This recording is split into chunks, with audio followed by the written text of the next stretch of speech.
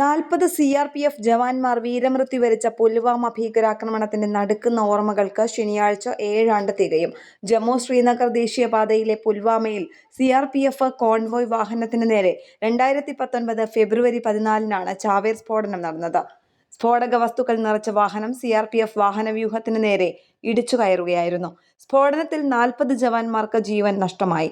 35-ലേറെ പേർക്ക് പരിക്കേറ്റു. പാകിസ്ഥാൻ ഭീകര സംഘടനയായ ജെയ്ഷെ മുഹമ്മദ് സ്ഫോടനത്തിന്റെ ഉത്തരവാദിത്വമേറ്റു.